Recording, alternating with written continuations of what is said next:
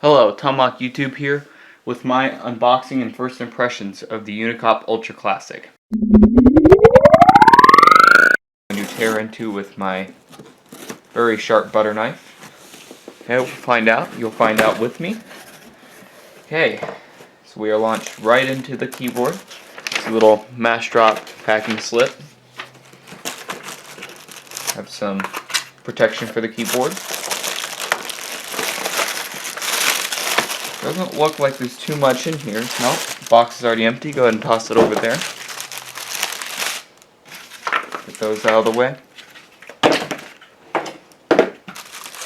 And since I ordered this through Mashdrop, I did get different keycaps than what usually come with Unicomp Ultra Classic. And in case you don't know, the Unicomp Ultra Classic is based off of the old IBM Model M, which was a keyboard made by, IBM in the 80s and 90s, and it is one of the gods of keyboards, as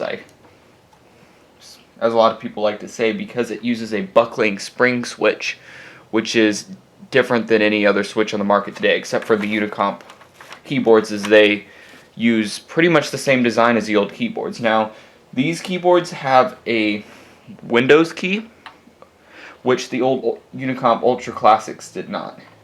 I mean, not Unicomp Ultra Classics, IBM Model M's. The Unicomp Ultra Classics do have those.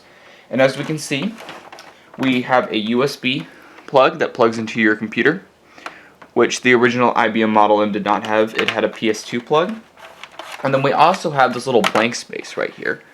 And that's where the left and the right click would be on a different model. They sell another model that has a little track point or whatever. It's like the little balls you have on the laptops, and it has a left and a right click down here, so you can use it for both your mouse and your keyboard. And I'm intentionally not touching the keys because I have never used a buckling spring keyboard before. In fact, my normal everyday keyboard is a Corsair K65 RGB, which uses Cherry MX red switches, which are they are the lightest Cherry MX switch. So this should be an interesting experience because those are about 45 grams, and for reference, a standard memory keyboard is about 65 grams, and this is 105.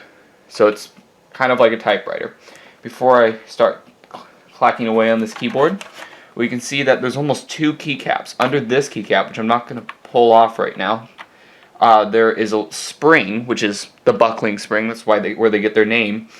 And then there's this keycap that kind of protects the spring mechanism. And then there's another keycap that goes right over that. And a few of them popped off during shipping. And let's go ahead and give it a test.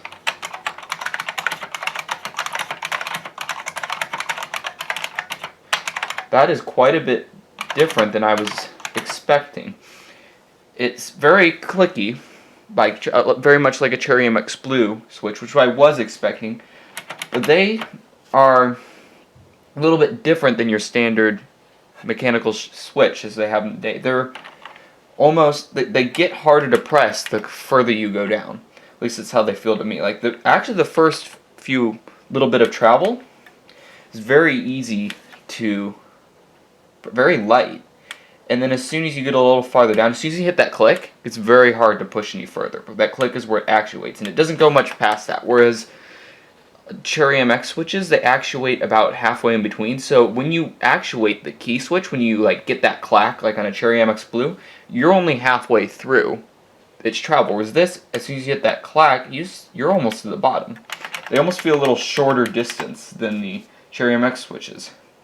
The other thing that I noticed right away is the Control, Alt, and Alt keys are bigger than a standard keyboard. They're 1.25 keys, like standard keys, instead of 1.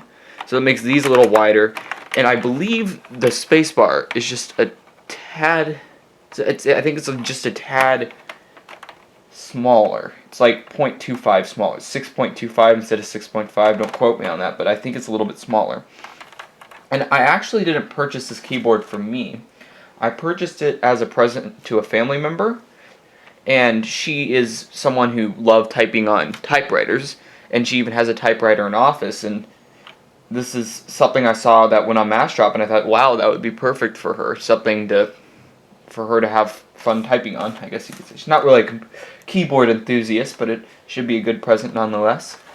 And otherwise, we don't really have too much on the keyboard. We have little feet right here, which is kind of interesting because the keyboard, okay, let me put it back down flat. Maybe you can see it's like got a curve to it. Like this, it kind of bows. The top part is quite a bit higher, of course, like a standard keyboard, than the low part. Even without the feet up, it's quite a comfortable position. And then the low point almost looks like it's right here. It's not at the very end of the keyboard. It kind of curves up a little bit.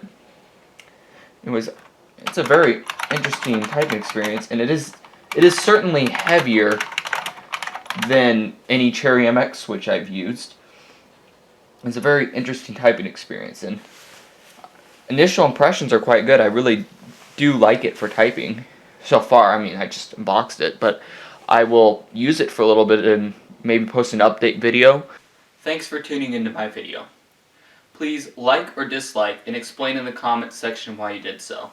I'm open for video suggestions and constructive criticism. Subscribe if you would like to see more tech-related content from me. Thank you.